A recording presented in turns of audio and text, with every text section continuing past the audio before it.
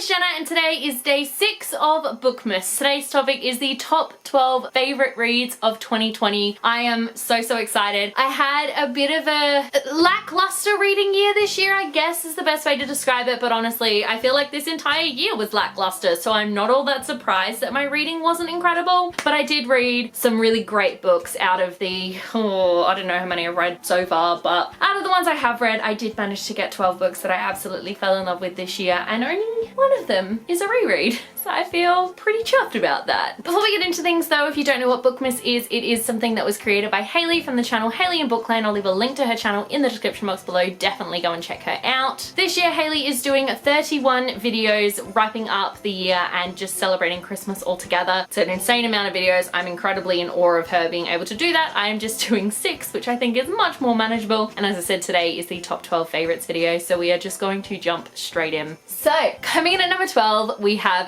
Christys Big Day by Anne M. Martin. I gave this one 4 out of 5 stars. I did a Babysitters Club reread of the first 8 books this year because the Babysitters Club TV show dropped, and I sobbed reading this book. I wasn't expecting to, and then it was just really emotional, and I started to remember all the reasons why I love the Babysitters Club so much, and I got just really emotional, overwhelming, all of that fun stuff, and I ended up absolutely loving it. I gave it 4 stars, and I think it's one of the better books in the Babysitters Club. And then the TV show had this as an episode, and it was just beautiful and gorgeous, and I loved absolutely everything about it. Coming in at number 11, we have The Last Wish by Andrejz Sapkowski. This is the prequel stories to the Witcher series, and this is the book that the first season is mostly based on for the TV show. So I read this one after watching the TV show at the end of last year, and I mean, I fell in love with it to an unhealthy degree. I loved it so much, so I decided to pick up the series, and the series was just as phenomenal. So this one, like I said, it follows short stories, which has one short story that sort of interweaves its way throughout all of them, and then all these other little ones. So many of the short stories that I read, I recognized from episodes that I had seen on TV, which was something even more special. And then The Last Wish itself, which was the last short story in this, is actually one that we did see on television, but it's also one that I got to do in the Witcher 3 Wild Hunt game that I was playing, and it was just so freaking good. It's such a great series. I would highly recommend. I have only read the first book, but it's still incredible, and it made me so happy to read. And I think that says something a lot about a book this year. If it can make you happy, then it's worth reading. So coming in at number 10, we have a book that I probably never would have read if the authors hadn't reached out to me and asked me to review this one on my channel. That is The Dropper by Fiona Harris and Mike McLeish. I give this 4 out of 5 stars. This book was amazing, is the only word I have to describe it. I ended up absolutely loving it. I did a full book review of this one. I will leave it linked in the description box below if you are interested. So basically this follows 3 parents and their kids as they navigate the world of primary school pickup. And if you are Australian and you ever went to an Australian primary school, you would understand so many of the references in this book, and it makes it all the more better. It was fantastic. Something happens in this novel which shakes their little community, and they all sort of start to realize different things about themselves and about each other. It was fantastically done. It was so funny. The kids in this book,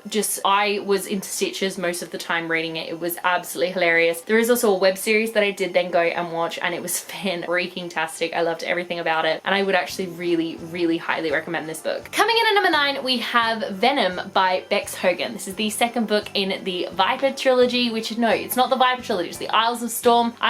So basically it's the sequel to Viper, and it was fantastic. I gave this one a 4 out of 5 stars. This book was a little bit slow to begin with. It had sort of a very grey opening, and then I realized I didn't remember a lot from Viper, so I spent a good maybe 50 pages going, I don't remember who these people are. I'm gonna need something more than that. Then the book gave it to me, and then we went on this weird sort of side journey, but not, which was what made it a strange time. But it was fantastic. The ending of this book was completely explosive and just came completely out of left field as well. Like I don't know what I was expecting. I'd heard from a lot of people that the ending of this book was incredible and insane, but I didn't know what really to expect until after I read it and went, okay. So this one ended on such a massive cliffhanger where I don't know where they're gonna go in book 3, but I loved this one and I'm super excited for the next. Coming in at number 8, we have an incredibly late addition to this list, and that is The Cousins by Karen and McManus. This I gave 4 out of 5 stars. This book only came out, I believe, in December. I picked this one up at the YA Circle Christmas party, and I ended up binge reading it in like a week. It was fan-freaking-tastic. Karen and McManus is such a modern day Agatha Christie in that I didn't guess a single reveal that was happening in this novel, and now looking back at it, I'm sort of like, well, the clues were there. there. They were right there in front of my face, and I probably should have put things together, but I didn't. And that's what I love about these sorts of stories, is looking back at it later and going, oh, I should have known that. Why didn't I? This one was incredibly fun. I think this one might actually be my favorite of all the books she's written so far. I really, really enjoyed this one. It was set on this fictional island, which was sort of near Nantucket, and I don't remember what the other island is that's near Nantucket, but those islands are beautiful, and just the scenery in this was incredible. The stories were fantastic, and I loved absolutely everything about it. Coming in at number 7, we have Steel Tide by Natalie C. Parker. I give this one 4 out of 5 stars, and it is the sequel to Sea Fire. I'm pretty sure this was actually my first read of 2020, and it really started the year off with a bang. This book followed on from the explosive moments at the end of the first book, and if I remember correctly, at the end of the first book, like, Caledonia was in some strife at the end of the first book, and I was not sure how she was going to get out of it, but she did, obviously, because it's a story, and it's the second one. And quite often, obviously, we know in trilogies that we can sometimes fall into the second book slump, but this one for me definitely didn't. It was fantastic, so action-packed. The new characters were incredible and so well thought out. The entire book was just basically just disaster after disaster after disaster, but it just kept me turning the page and wanting to know what was going to happen next. It also ended on a huge cliffhanger, and I just can't wait to read about what happens in Stormbreak. I'm so excited. Coming in at number 6, we have The Lost Book of the White by Cassandra, Clare, and Wesley Chu. This is the second book in the Eldest Curses trilogy, or just series? Is it just the series? It doesn't say, but I gave this one a 4 out of 5 stars. I freaking loved this book. I thought it was fantastic. I don't always keep up to date with all of the Shadowhunters novels because there are like 10,000 of them, but these ones I do, because these ones focus on Magnus and Alec, who are arguably 2 of my favorite characters in the entire series. I really loved this book in particular because I believe it was definitely set after City of Heavenly Fire, but I think it might even have been set after The Dark Artifices. I'm really not actually sure, but I'm pretty sure I spoiled myself for everything in that series, and I literally don't even care. I loved this one. We got to see Clary and Simon and Izzy and all of those fun characters as well, all going on this adventure together. It was fantastic. It was so great. The only reason this book is not higher on this list and didn't get 5 stars is because there is an epilogue that does not need to be there, because it has nothing to do with Magnus and Alec, and it was about 2 characters that I hate. So that part was disappointing, but the rest of the book was incredible. So coming in at number 5, we actually have a book that I do not own because I read this one on audiobook, and that is Their Fractured Light by Amie Kaufman and Meagan Spooner. This is the 3rd and final book in the Starbound trilogy, which I read for the first time in 2020 and fell in love with. So Their Fractured Light is the 3rd book in that series, and it is the only one in the series that got 5 stars from me, because the way that Amie and Meagan managed to bring all of these characters together and bring this story together and end it in such a definitive way was fan-freaking-tastic. Listening to it on audiobook was incredible as well, because the audiobook narrators were freaking incredible. They were so, so good. I loved every second of it. I also tried not to cry while reading it because I was at work while listening to it, so I had to try really, really hard not to cry. But it was fantastic, incredible, such a great sci-fi series, such a great romantic sci-fi as well. This is something I never thought it was like my thing, but apparently it is. So I loved that. I loved everything about it, and I just can't believe that it took me so long to read that series. Coming in at number 4, we have a book that no one thought was coming, and that is The Ballad of Songbirds and Snakes by Suzanne Collins. I gave this a 5 out of 5 stars. I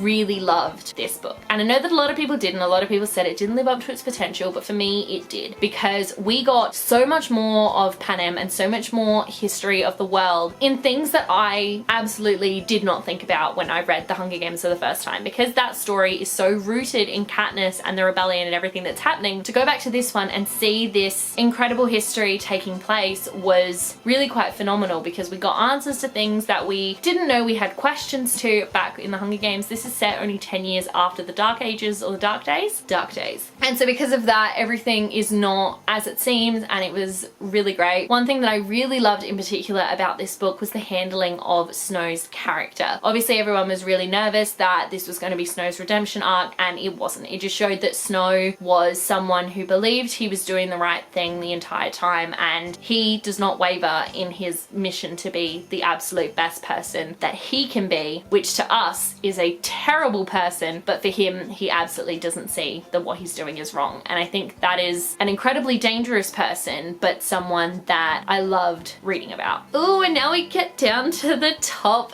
3. I'm actually really curious if you guys would be able to guess my top 3 because I didn't even guess my top 3 when I was going through my list, but I'm pretty happy that I read these books this year. So coming in at number 3 is a book that I didn't know existed until I met the author at Supernova, and that was Alice by Christina Henry, which I gave 5 out of 5 stars. So Alice is a very dark retelling of Alice in Wonderland, and it was phenomenal. Now when I say dark retelling, I don't just mean like a little dark. I mean, I'm not even sure this can be considered a YA book, and I'm not 100% sure that it is, because it was dark. It was murderous. It was sexual. It was just everything dark and broody and amazing. And I was pleasantly surprised when I was reading it how uncomfortable I was getting, because some of the scenes were so grotesque and just not okay, but I really enjoyed the atmosphere that the book gave. It really did play around with the Alice in Wonderland mythology, and I found myself recognizing a lot of the different characters, but looking at them and going, yeesh, that's a problem. Not something that we love. So this is one that I didn't know existed until this year, but I'm so glad that I read it, because it was so dark and twisted and just everything that you would want from a dark Alice in Wonderland retelling. Coming in at number 2, we have A Heart So Fierce and Broken by Brigid Kemmerer. This is the sequel to A Curse So Dark and Lonely. I gave this a 5 out of 5 stars. This book was everything. So going into this one, I had absolutely no idea what to expect. All I knew is that it was going to follow Grey and a new character, and that it would follow on from the events of the first book, where we learned a little something about Grey that we didn't previously know ourselves. That we didn't previously know and he didn't previously know himself. So this one, we did have Harper a little bit, because we knew we were going to get Harper's point of view and Grey's point of view and then this new person. We got a little bit of Harper, and honestly we didn't get as much of Harper and Ren as I thought we were going to, and I thought that was really going to disappoint me, but it did. Grey was always my favorite character anyway, and Leah Mara, who is the new point of view character in this book,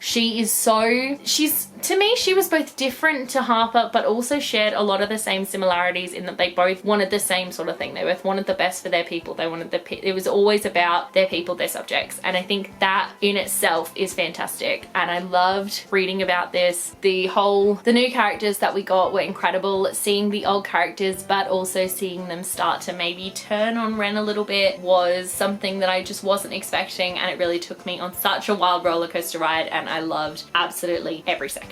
And now my number 1 top read for the year is a book that I should have read years ago, and I can't believe it took me this long. That is Valentine by Jodi McAlister. I gave this a 5 out of 5 stars. This is the first book in the Valentine trilogy, and it is freaking phenomenal. If you haven't read this book yet, I highly recommend you drop everything you're doing and just sit down and read it, because it's amazing. It's incredibly Australian. It is dark, murderous fairies set in the outback. I mean, what else could you possibly want? The book follows Pearl. She and 3 other kids were all born on Valentine's Day. One of them is the fairy changeling, and now the fairies are coming back to collect them. We have some incredible characters, and the love interest in this book is broody as hell, and I love that. And I loved this book more than anything in the world, and I just need all of y'all to hurry up and don't take as long to read it as I did. And there you go. Those are my 12 favorite books from 2020. 2020 has definitely not been a great year for anybody. My reading in particular took a huge dive. I had like a 2-month reading slump. It was a struggle, and yeah, I did have some incredible gems of books, and I'm sure that you guys did too. Thank you guys so much for watching. Let me know in the comment section below what your top 3 books were for 2020, because I would absolutely love to know. If you like this video, be sure to give it a huge thumbs up, and don't forget to subscribe to my channel so you don't miss a thing. Stay random. Bye.